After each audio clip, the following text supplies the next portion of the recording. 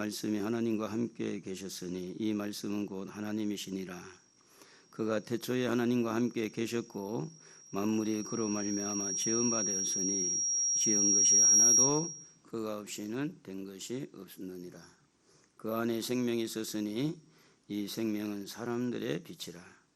빛이 어둠에 비치되 어둠이 깨닫지 못하더라. 아멘.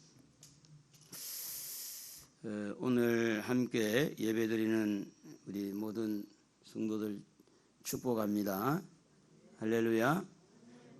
예배를 드리러 가야 되나 말아야 되나 이렇게 고민도 했을 때고 오신 여러분을 축복하고 또 하나님 은혜를 주실 줄로 믿습니다. 그래서 이제 우리가 그 신천지가 이렇게 많이 되어지는 것을 이렇게 뉴스를 통해 보니까 그분들은 그 신천지 교회에 함부로 못 들어가도록 지문을 다 찍거든 가더라고 보니까. 그러니까 지문을 통해서 다 전염이 되는 거예요. 그래서 우리가 교회에 들어올 때 밖에서 생활하다가 들어올 때 균이 들어오지 못하도록 여러분 손을 꼭 씻으세요. 꼭 밑에 놔두면 꼭 밑에서 씻고 들어와야 돼. 이때 닦고 그리고 엘리베이터 스위치를 누를 때 물론 중간중간에 엘리베이터 소독을 좀 하겠지만 이래서 우리가 최선을 다해야 되고 이게 바이러스가 좀 단기간이 아닌 장기간이 갈 것 같아요. 현재를 보면. 그러니까 미리 우리가 좀 지혜롭게 하고 또 하나님 앞에 기도해야 되겠습니다. 그리고 교회를 오면 이렇게 오늘같이 이렇게 조금 이렇게 거리를 두고 왔는 것이 좋아요. 서로 의심해서 그런 건 아니고 서로를 지켜주는 거죠. 서로를. 그리고 이제 예배 드릴 때는 뭐 이렇게 마스크를 해도 되고 안 해도 큰 문제가 없는데 바깥에서 같이 가까이 이야기할 때는 꼭 이렇게 마스크를 쓰고 접촉할 때는 조심을 하시고 그렇다고 해서 늘 우리 머릿속에 코로나 바이러스만 생각하고 하나님을 잊어먹으면 안 되겠죠? 할렐루야. 코로나는 있고 하나님 없으면 안 되잖아요. 모든 이런 세상의 상황들은 우리가 살아가면서 경험하기로는 그때마다 다 일이 일어나요. 그럼에도 불구하고 우리에게는 오직 하나님이 우리 머릿속에 가득 차야 될 줄로 믿습니다. 아멘. 그래서 우리가 오늘도 이런 어려움을 뚫고 여기까지 오셨는데 우리가 오늘 설교 제목이 뭐냐면 예수님은 따라합시다. 예수님은 자, 이 코로나 바이러스 앞에 있는 예수님은 도대체 누구냐 하는 누군 예수님은 나에게 누구냐. 그 예수님을 내가 사랑한다고 고백하지만 과연 코로나 바이러스를 통할 때 예수님을 내가 진짜 사랑하는지 내가 예수님을 정말 사랑한다면 내가 사랑하는 어떤 모습을 보여야 될 텐데 내가 예수님을 사랑하지 아니하면 사랑하지 아니한 만큼 또 그렇게 행동을 할 수밖에 없죠. 그래서 오늘 우리에게 예수님은 누구냐라고 요한복음 1장에 이렇게 보면 예수님은 하나님이시다. 할렐루야. 예수님은 하나님이십니다. 한번 해봅시다. 예수님은 하나님이시다. 예수님은 하나님이세요. 오늘 우리가 믿는 그분 예수님이 하나님이라는 하나님. 일반적으로 사람들이 생각할 때 이 3대 성자, 공자 또 이렇게 석가 뭐 거기에다 마음의 설러기도 하고 그렇게 하는데 3대 성자 중에 예수다. 4대 성자 중에 예수다. 이렇게 알게 되면 예수님을 아직 누군지를 모르는 거예요. 유명한 성자 중에 예수님도 하나라고 하는 것은 아직도 예수를 잘 모르고 예수를 안 믿는 거죠. 예수님은 누구라고요? 하나님이세요. 어떻게 하나님이 마음에다고 석가나 공자하고 비교를 할 수 있겠습니까? 비교할 수가 없죠. 예수님이 2020년 전에 이 땅에 오셨는데 베들레헴에 오신 거는 맞잖아요. 그러나 그것만 아는 것이 아닌 게 아니에요. 예수님은 창세전에 계셨어요. 세상을 만들기 전에 계셨다 그 말이에요. 오늘 읽어본 말씀에도 그게 나오잖아요. 이 세상에 예수님이 여기에 보면 태초에 말씀이 계시다 할 때 그 태초는 세상을 만들기 이전의 태초를 말합니다. 그러니까 그때부터 예수님이 계신 거예요. 그러니까 뭐 2020년 예수님이 태어났다 요것만 아는 게 아니라, 요것만 믿는 게 아니고, 그분은 이 세상을 만들기 전에 그 자리에 계셔서 창조할 때 말씀으로 창조하고 세상을 이렇게 움직이고 계시고 세상의 주인이다.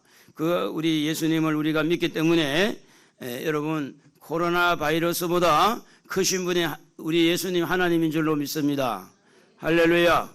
두려워 떨지 말고 우리가 몸조심도 하고 최대한 관련하지만, 그러나 우리가 거기에 밀려서는 안 되겠다. 우리 한번 따라합시다. 예수님은 하나님이시다. 하나님은 전능하신 분입니다. 전지하신 분입니다. 그런데 하나님을 가리켜서 성경은 요한복음 4장 24절에 보면 하나님은 영이시다 그래요. 영이시다. 하나님은 영이시다. 영이시기 때문에 어디든지 갈 수 있잖아요. 이곳에도 계시지만 하나님은 안 계신 곳이 없는 거야. 어디든지 영이시기 때문에 전혀 이런 공간 시간에 어떤 제한을 받지 않습니다. 그래서 우리가 영이신 이 하나님은 오늘 우리에게 언제든지 동행을 하고 있고, 무엇을 하든지 하나님이 영적으로 성령으로 여러분과 함께 하신 줄로 믿습니다. 그 하나님의 마음 속성에는 크게 보면 사랑이라는 속성이 있어요. 하나님에게는 사랑. 따라합시다. 하나님은 사랑이시다. 사랑이시다.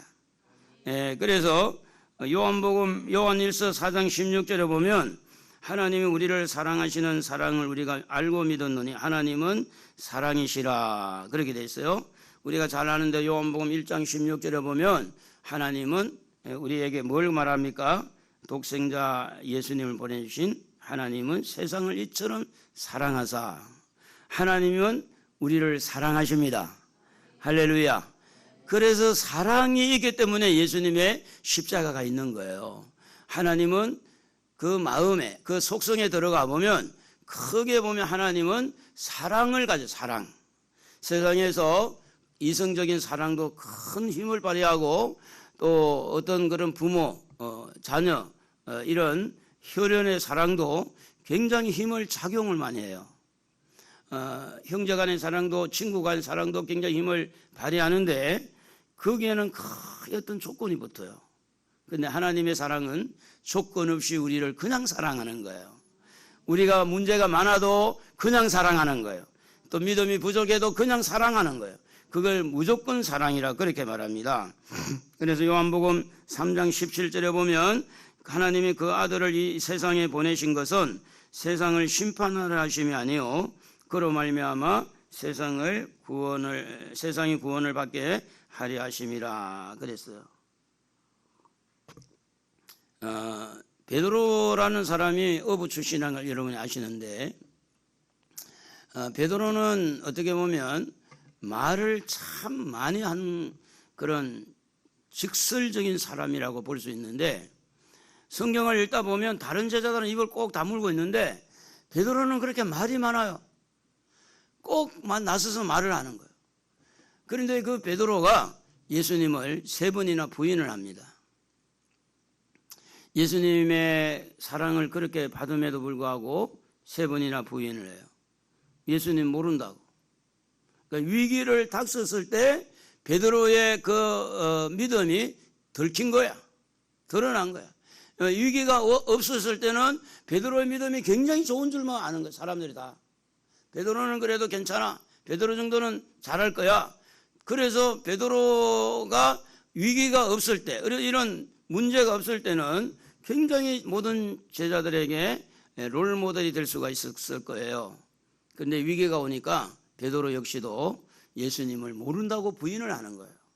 그러면 예수님 마음이 엄청 상한 거야. 너무너무 속상하고 너무 배신감을 느끼고, 그럼에도 불구하고 예수님은 하나님으로서 사랑의 성품을 가지고 있어요. 사랑. 그 사랑이 베드로를 품어주는 거예요. 그가 베드로가 고기 잡으러 간다고 할 때 예수님의 부활하신 예수님을 만나고 나서도 그는 이렇게 제자들을 향해서 우리 고기 잡으러 가자. 그랬는데도 불구하고 예수님은 베드로를 찾아옵니다. 찾아와서 고기를 구워주고 고기 잡는 것을 가르쳐주고 그렇게 해서 품어주는 거죠. 마침 우리 아이들이 좀 문제가 있어도 엄마가 사랑으로 품어주는 것처럼 우리 예수님은 하나님이신데 그 하나님의 속성 중에 하나님은 사랑이시다. 할렐루야. 그래서 요한복음 21장 16절에 보면 또 두 번째 이르시되 요한의 아들 시몬아 네가 나를 사랑하느냐 하시니 이르되 주님 그러하나이다. 내가 주님을 사랑하는 줄 주님께서 아시나이다. 이르시되 내 양을 치라 하시고. 자, 여러분, 만약에 예수님에게 사랑이 없었다면 베드로는 그냥 예수님과 관계가 끊어지게 돼 있어요. 예수님에게 사랑이 없었다면 배신감 때문에 베드로를 버릴 수 있는 거예요. 그런데 예수님에게는 뭐가 있었다고요? 사랑이 있었어요. 그 사랑이 베드로를 품어준 거예요. 오늘 우리 하나님은 여러분을 사랑하신 줄로 믿습니다. 할렐루야. 여러분 연약한 믿음이 있을지라도 우리 예수님은 여러분을 사랑합니다. 우리나라를 사랑합니다. 할렐루야. 그 사랑이 신약 성경에 보면 바울이라는 사람에게도 나타났어요. 바울은 예수님을 적극적으로 반대했고 핍박했고 그리고 예수를 믿는 사람을 보면 막 열받는 거예요. 그래서 예수 믿는 사람 잡아가두고 스데반이 돌에 맞아 죽었을 때도 턱 앉아서 말이지 아주 마음에 잘 죽었다. 저런 것은 죽어야 돼. 이렇게 이를 갈면서 이렇게 보았던 바울, 이 사도 바울이 다메섹 동산에서 예수님께서 사랑으로 그냥 품어준 거 사랑으로. 누구십니까? 나는 네가 핍박하는 예수다. 그래서 사도행전 9장 5절에 보면 대답하되 주여 누구시니까? 이러시되 나는 네가 박해하는 예수라 그랬어요. 적극적으로 예수를 부인하는데 그 적극적으로 예수님을 밀어내고 예수 믿는 사람을 아주 어려운 가운데 감옥에 가두는 그런 이 바울도 예수님의 사랑에는 녹아지더라는 거예요. 오늘 여러분도 예수님의 사랑에 녹아져야 될 줄로 믿습니다. 할렐루야. 여러분 마음에 생각이 많고 여러 가지 하나님 앞에 부족한 거, 죄스러운 거, 또 여러분이 어떻게 보면 잘났다고 교만하는 거, 이런 것들이 다 어디에서 녹아질 수 있습니까? 그분의 사랑 안에 들어갈 때 녹아날 수가 있는 겁니다. 오늘 우리는 그분의 사랑을 입었어요. 그분의 사랑이 나를 이끌어준 거예요. 나를. 조금 전에 우리 학생 할머니가 저한테 전화가 왔어요. 그래서 이런저런 이야기하다가 제 이야기를 했습니다. 저도 어머니가 제가 이제 우리 가정에서 예수를 이제 1호로 믿었는데 저는 초등학교 3학년, 4학년 때 뭐 2학년 때부터인가 하여튼 나가면서 새벽 기도까지 나가서 박해를 그렇게 많이 핍박을 받았습니다. 핍박을 받았는데 그런데 이제 어떻게 하다가 목이 잠겨가지고 말을 못하니까 그래서 이제 교회 나가는 걸 잠깐 쉬고 있다가 청년이 돼서 이제 교회를 나오게 됐는데 저희 오남매 중에서 제가 자랑하려고 그런 게 아니라 내가 예수를 안 믿었다면 어머니에게 효도했을까 생각이 들어요. 내가 예수를 믿었기 때문에 그분의 사랑을 입었기 때문에 부모에게 효도하고 그분이 나를 사랑한 만큼 원수를 용서할 수 있는 힘이 그분의 사랑에서 그렇게 된 거죠. 그분의 사랑에서. 여러분 나 같은 죄인 살리신 찬송 좋아하잖아요. 그죠? 뭐 때문에 좋아요? 그분의 사랑 때문이 아닐까요? 나 같은 죄인 살리신 다 같이 한번 불러볼까요? 주어 내 놀라워 잃었던 생명 잃었던 생명 찾았고 광명을 얻었네. 베드로 같은 사람도 사울 같은 사람도 하나님은 품을 수 있는 그 가슴에 뜨거운 사랑이 있었다는 거죠. 그 사랑이 좀 흔들리고 삐딱삐딱거리고 삐죽삐죽거렸던 우리를 그 사랑이 우리를 여기까지 이끌어주신 줄로 믿습니다. 그 사랑이 없었다면 벌써 우리는 잘려나갈 수 있어요. 그 사랑 때문에 사는 거예요. 그런데 하나님의 이 성품 안에는 사랑만 있는 것이 아니라 하나님의 성품 안에는 공의라는 성품이 있습니다. 공의. 따라합시다. 공의. 공의라는 것은 뭘 말하느냐면 정확하게 확실하게 조금도 봐주는 것이 없이 그 있는 상태로 바로 이렇게 심판하는 공의로우심이 있어요.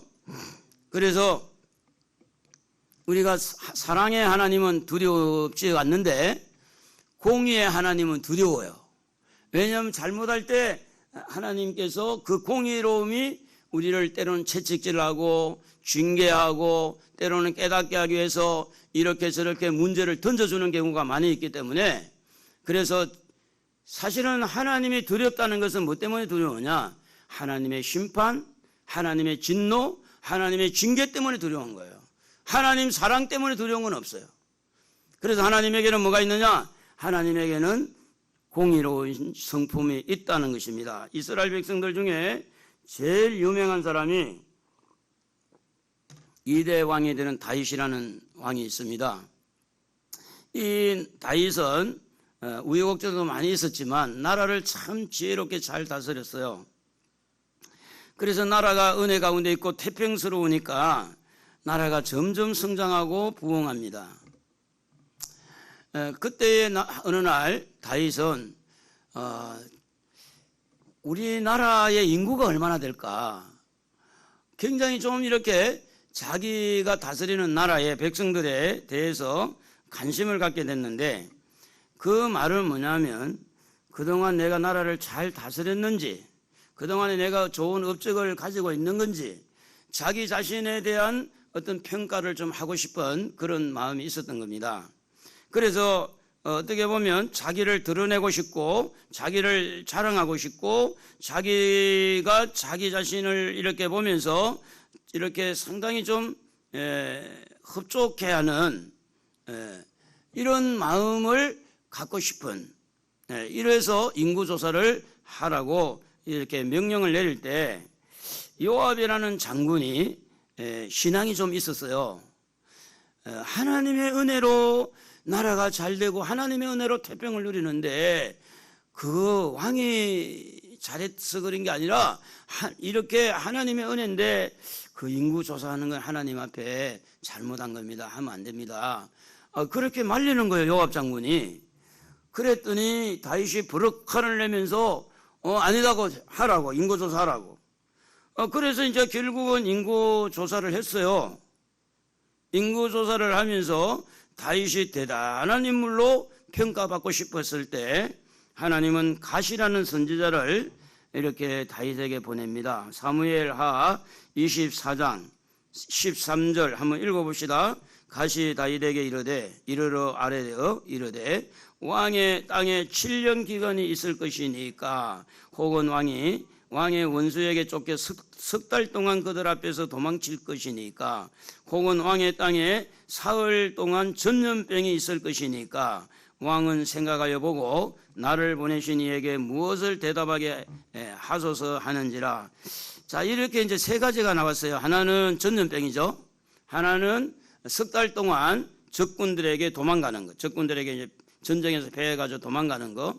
또 하나는 7년 동안 가뭄이 와가지고 이제 농사 못 지어가지고. 그래서 하나님이 갓 선지자를 통해서 이 7년 가뭄이냐, 석 달 동안 적군에게 쫓겨다닐 거냐, 그리고 전염병에 걸려서 벌을 받을 거냐. 그것은 어디서 나온 겁니까? 하나님의 공의에서 나온 거예요. 하나님의 사랑의 성품에서 나온 게 아니에요. 하나님의 공의에서 다윗이 인구조사한 것이 괘씸한 거예요. 아니, 하나님의 은혜 줘가지고 잘 됐잖아요.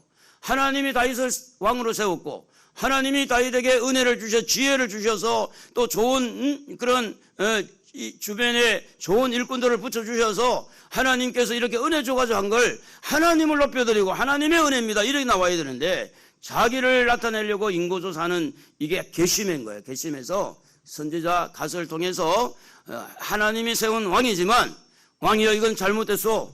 첫째는 뭐라고요? 7년 기근. 두 번째는 뭐라고요? 석 달 동안 도망 다닌 것. 세 번째는 전염병. 다윗이 선택한 것은 뭘 선택했을까요? 24장 사무엘상 하 24장 15절 한번 읽어봅시다. 이에 여호와께서 그 아침부터 정하신 때까지 전염병을 이스라엘에게 내리시니 단에서부터 브에셀까지 백성의 죽은 자가 7만 명이라 이렇게 말합니다. 7만 명. 다윗이 선택한 것은 도망다니기 싫고 기근 일어나기 싫고 그 전염병을 주어서 전염병으로 벌을 받겠습니다. 지금만 전염병이 있는 게 아니고 여러분 애굽에서 이스라엘 백성들이 나올 때 메뚜기 떼가 한 번 있었잖아요. 지금도 메뚜기 떼가 있어요 없어요? 에? 뉴스 보세요. 지금 인터넷 찾아보면 새카맣게 구름같이 몰려와가지고 몽골 여기 지금 이렇게 계속해서 한다고 그러고 아프리카 쪽에 그러니까 성경이 여러분 그냥 막연하게 기록된 게 아니라 현재도 있는 현재도 바이러스 지금 뭐 코로나 19 이것도 전염병이거든요. 전염병. 지금 여기에서 말하는 이 전염병이나 지금 우리가 말하는 전염병이나 과거에도 있었고 지금도 있다는 이야기죠. 왜 그러냐면 과거에도 하나님이 우주 만물의 주인이에요. 지금도 하나님 이 우주 만물의 주인인 줄로 믿으시면 아멘. 믿으시면 아멘. 아닐 거야. 옛날에는 하나님이 주인이고 지금은 아니고 그럴까요? 지금도 하나님이 주인이에요. 그러니까 메뚜기 떼를 보낼 때도 그렇게 지금 여러분 메뚜기 떼가요 어마어마합니다. 그거 한번 지나가면 농사 못 짓는 거예요. 지금 전염병이 돌아서 어떤 학자는 인구 우리 70억 75억 인구 중에 40억 정도 되는 사람이 전염병에 걸릴 확률도 있다. 이게 번지게 되면 우리나라 보세요. 지금 우리나라 다 잡은 줄 알았는데 대통령도 다 잡은 줄 알고 이제는 안심해야 됩니다. 이래 나왔는데 신천지 이 사람들은 거짓말 투성이고 모략전도를 해가지고 거짓말하고 지금도 이거 찾기 어려워요. 다 오픈을 해주면 이게 역학조사해서 잡을 수 있어요. 그런데 이 사람들은 거짓말을 하기 때문에 다 믿을 수가 없는 그것이 무서운 거예요. 그게 어려워요. 그래서 이게 단기간이 아니라 장기간이 갈 수 있어요. 그래서 우리 교회도 지금 이번 주부터는 이제 농약이 아니라 이제 소독 분무기 지금 이제 샀어요. 그리고 이제 우리 권사님 보고 이게 소독약 뿌리는 거. 근데 실내나 이게 문제가 아니라 사람을 통해 묻어오는 이게 이제 문제가 되는 거죠. 이게 이 안에보다도.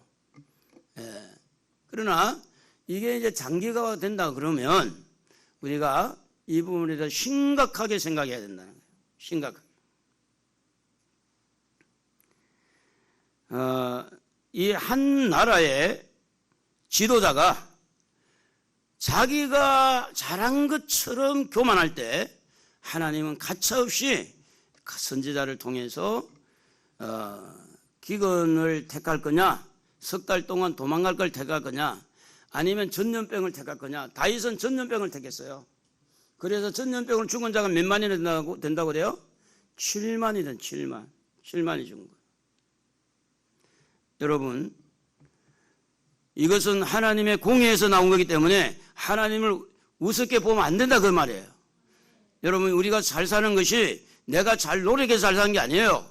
하나님이 비를 주고 하나님이 햇빛을 주고 하나님이 우리에게 건강을 주고 우리에게 믿음을 주어서 여기까지 하나님의 은혜로 오신 줄로 믿습니다. 할렐루야. 그 하나님에게 우리 박수로 하나님 앞에 영광 한번 돌려드립니다. 할렐루야. 우리를 은혜롭게 이 나라를 하나님이 지켜주시고 우리가 지금 잘나서 그런 거 하나도 없어요. 하나님이 도우심으로 여기까지 온 거예요. 어느 대통령도 어느 시대의 사람들도 하나님이 도와주지 않으면 여기까지 올 수가 없어요.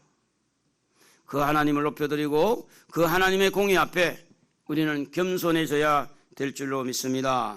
할렐루야. 그래서 한 나라의 지도자가 하나님의 인도하심을 통해서 하나님이 지도자를 세워요. 그래서 우리는 지도자를 위해서 기도해야 됩니다. 그러나 그 지도자가 하나님 앞에 교만할 때는 많은 백성들에게 피해를 준다는 사실도 성경은 기록하고 있다고 하는 겁니다. 그러므로 우리는 지도자가 하나님 앞에 교만하지 않도록 기도해야 되는 거예요. 하나님 앞에 책망받지 않도록 하나님을 두려워하고, 다윗은 이스라엘 나라 2대 왕으로서 하나님의 부름을 받았죠. 8번째 아들로. 그런데 보세요. 그런데 그거 잘못할 때 벌 받잖아요. 그거 잘못할 때.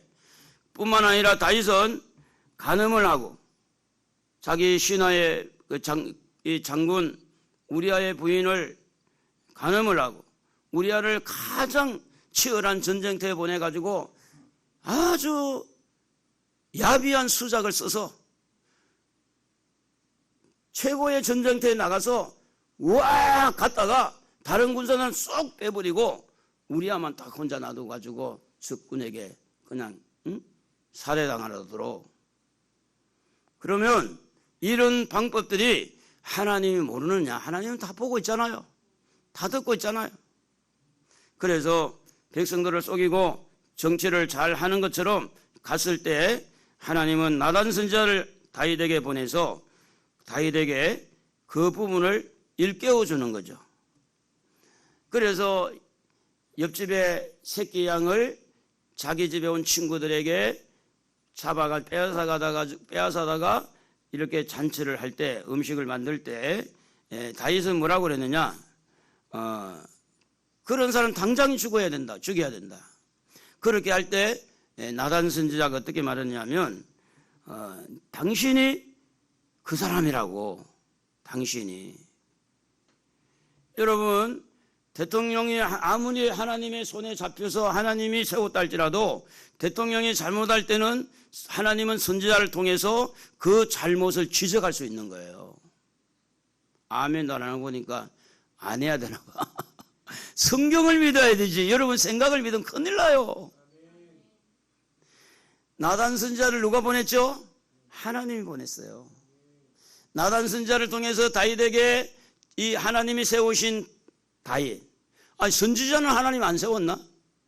권력은 다윗이 가지고 있지만 선지자도 나단도 선지자 하나님이 세워서 선지자 됐잖아요. 그러면 다윗이 잘못한 상태에서 지금 간음하고 살인하고 백성들을 속이고 정치를 할 때 하나님을 속지 않았어요. 그래서 선지자 나단을 통해서 가서 말해라. 그런데 여러분 참 좋은 지도자는요, 선지자가 가서 말을 할 때 예, 제가 잘못했습니다. 그런 지도자가 좋은 지도자예요. 여러분 한번 읽어봅시다. 사무엘하 12장 13절. 나단에게 이르되 다윗이 나단에게 이르되 내가 여호와께 죄를 범하였노라 하매 다윗이 나단이 다윗에게 말하되 여호와께서도 당신의 죄를 사하셨나니 당신이 죽지 아니하려니와. 여러분 좋은 지도자는 뭐냐면 잘못을 해놓고 그것을 덮으려고 또 거짓말하고 또 거짓말하는 그런 지도자가 좋은 지도자가 아니라 어떤 경우에도 가정의 가장도 교회의 목사도 이 사회의 어떤 오너도 어떤 그런 대통령도 잘못한 것은 잘못했다고 시인할 줄 아는 사람이 좋은 지도자입니다. 그것을 고집 부려가지고 아니라고 계속 버티게 되면 하나님이 그 부분에 개입할 수밖에 없어요. 거기에. 그래서 하나님이 살아계신 거예요. 할렐루야. 하나님이 두 눈을 부릅뜨고 보고 있는 거예요. 목사도 하나님 앞에 자세를 낮춰야 되고 대통령도 하나님 앞에 자세를 낮추고 어떻게 하든지 우리는 실수할 수 있어요. 우리는 잘못할 수 있어요. 그러나 잘못을 지적받을 때 예, 제가 잘못했습니다. 다윗처럼 내가 범죄했습니다. 그런데 하나님은 그 한마디에 선지자 나단을 통해서 왕의 죄는 용서받았습니다. 그러나 용서받아서 살았지만 성경은 거기서 끝난 게 아닙니다. 여러분 14절을 한번 읽어봅시다. 이 일로 말미암아 여호와의 원수가 크게 비방할 거리를 얻게 하였으니 당신이 낳은 아이가 반드시 어떻게 해요? 죽으리라. 우리아의 아내를 데려왔어요. 왜 데려왔느냐? 아니 밤에 목욕하는 것을 보고 저 여자를 데려와야 동침을 했는데 그날 따라서 임신이 된 거야. 그래서 임신됐다는 기별을 듣고 우리아는 남편을 불러다가 술을 먹여서 부부를 합방을 시키려고 했는데 우리아는 너무 충신이다. 부부와 합방하지 아니하고 전쟁터로 다시 나갔으니 배는 점점 불러오죠. 자기 남편하고 이렇게 합방을 한 적이 없는데 이 애가 계속해서 배에서 자라고 있으니 그래서 우리아를 죽이고 우리아의 부인 밧세바를 왕의 부인으로 데려온 거예요. 그거 숨기려고 아주 어떻게 보면 다윗이 너무 야비한 사람처럼 우리는 볼 수 있어요. 좋은 점도 있지만 그걸 숨기려고 그렇게 할 때 하나님은 회개함으로 다윗은 용서해 주지만 그 아이는 죽을 것이다. 그래서 15절에 보면 우리아의 아내가 다윗을 낳은 아이를 여호와께서 치심에 심히 앓는지라 그래. 심히 앓는지라. 이래 만에 그 아이가 죽었다 그래. 이래 만에 아이가. 여러분도 여러분 자녀를 보호하고 싶죠? 여러분이 보호하는 게 나아요? 하나님이 보호하는 게 나아요? 하나님이 보호하는 게 나아요. 내가 자식을 보호하는 것보다 하나님이 우리 아이들을 보호할 수 있도록. 그러니까 부모는 절대로 큰 소리 치면 안 돼요. 자식이 인질로 잡혀있잖아. 자식이. 부모는 절대 교만하면 안 돼요. 하나님 앞에 자녀가 인질로 잡혀있어요. 이걸 알고 살아야 돼요. 여러분이 잘못함으로 인해서 자식에게 어떤 일이 일어날지 몰라요. 여러분 보세요. 우리 아가 아기를 가졌어요. 그 아기가 무슨 큰 잘못을 했나요? 우리 아도 뭐 큰 잘못이 자기가 끌려와가지고 강간당해서 아기를 가졌는데 그 아기를 갖게 하는 것은 다윗이 잘못한 거죠. 근데 다윗을 어떻게 치는 것도 아니고 그 아이를 쳤잖아요. 그러므로 자식을 키우는 부모는요, 하나님 앞에 절대 큰 소리 치거나 교만하면 안 된다는 거예요. 왜? 따라합시다. 내 자식은 하나님에게 인질이다. 조금 받아들이기 어려울지 모르는 성경을 가르쳐요. 성경은. 여러분 자식들이 여러분의 보호 그늘 아래서 보호받는다면 이렇게 말을 안 해도 돼. 그러나 좀 성장하고 나면 뭐 어린아이들도 그렇고 부모의 품을 다 벗어나게 돼 있어요. 하나님이 지켜줘야 돼. 하나님 보호해 주셔야 돼. 믿음도 하나님이 넣어줘야 되고 은혜도 하나님이 은혜 받게 해야 되고 이 나아가는 길도 하나님이 열어줘야 되지. 부모가 어떤 부모가 자식이 잘못되기를 원하는 부모가 어디 있어요? 다 잘되기를 원하지. 그러니까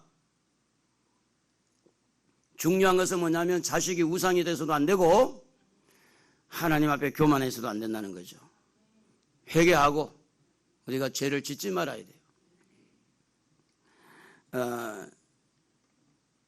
아무리 재산이 많고 권력이 있고 재주가 좋아도요, 그것 가지고 천국 갈 길도 없고 또 그거 가지고 속일 수도 없어요. 하나님 눈을.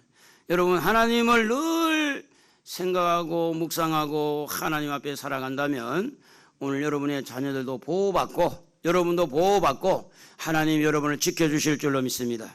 신약 성경에 와서 사도들에게 일어나는 그런 일들을 보면 예수님의 부활을 하고 성천을 했잖아요. 그리고 예루살렘 교회가 이제 부흥이 됐어요. 은혜가 막 넘쳤어요. 성도들이 은혜 받으니까요, 땅을 팔고 집을 팔고 해가지고 사도들 앞에 막 물질을 가져오는, 재물을 가져오는 거예요. 우리말로 말하면 막 헌금을 막 그냥 보따리 싸가지고 사도들 앞에 가져옵니다. 그래서 사도들은 구제하고 이렇게 이제 도와주는 일을 하는데, 그때에 아나니아와 삽비라는 사람이 자기들도 그 분위기 때문에 땅을 팔았어요. 그래가지고 땅을 판 것을 베드로 앞에 가져왔어요.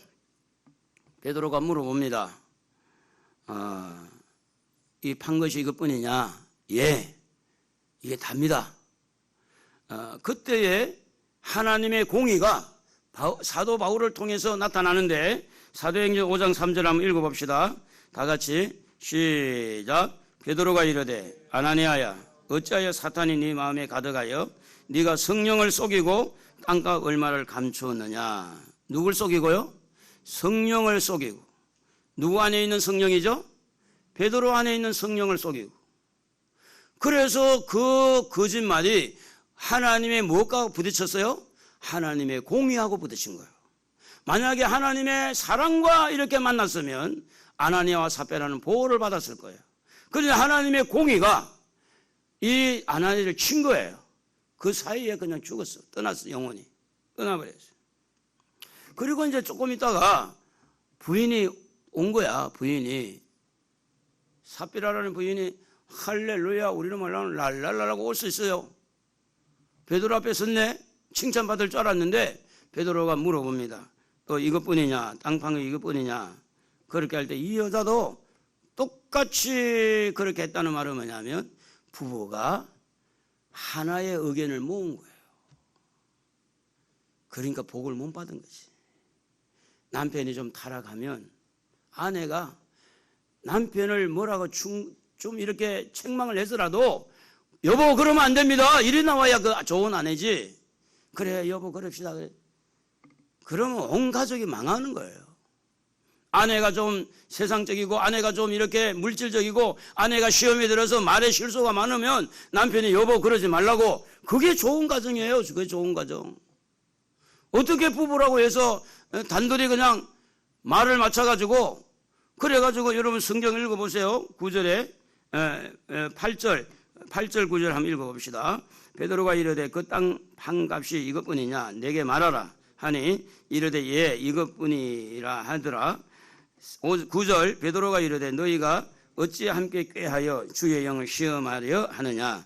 보라 네 남편을 장사하고 오는 사람들의 발이 네 문 앞에 이르렀으니 또 너를 메어 내가리라 하니 결국은 두 부부가 하나님의 공의와 부딪히니까 죽은 거예요. 사랑하는 성도 여러분, 지금도 하나님은 살아계신 줄로 믿습니다. 그 살아계신 하나님에게 우리는 웬만하면 하나님의 사랑과 연관해서 살아야 되는데 하나님은 때로는 하나님의 공의를 가지고 우리를 이렇게 다스리는 경우가 있더라는 거예요. 성경은 양면성을 가르치는 거예요. 누가복음 20장 38절에 보면 하나님은 죽은 자의 하나님이 아니요 살아있는 자의 하나님이시니라. 하나님은 살아있단 말이에요. 그렇기 때문에 살아있는 사람에게 하나님이지 죽은 자의 하나님이 아니라는 거죠. 지금도 살아 일하고 계시는 하나님은 코로나 이 바이러스가 하나님 몰래 살짝 온 거라고 봐야 됩니까? 하나님의 공의를 통해서 온 거라고 봐야 됩니까? 살아계신다면, 하나님이 살아계신다면 이 코로나 바이러스가 확전된 것까지도 하나님이 뭔가를 하려고 한 걸까요? 하나님 몰래 이게 불거져 나가가지고 바이러스끼리 막 돌아다닐까요? 성경은 그렇게 안 가르칩니다. 지금 우리나라는요, 지금 바이러스를 통해서 하나님의 공의와 부딪히고 있는 거예요.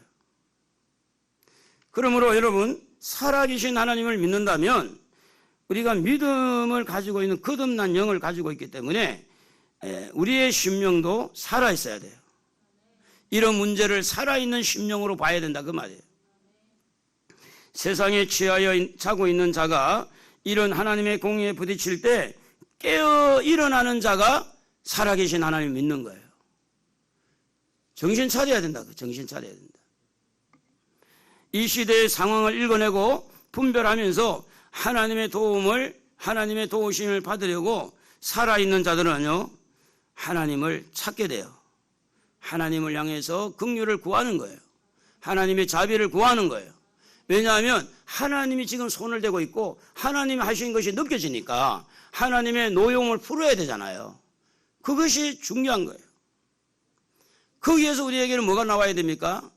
우리 자신을 돌아보고 회개하는 거예요. 하나님, 용서해 주십시오. 이 바이러스를 멈추는 것은 하나님이 멈추어야 돼요.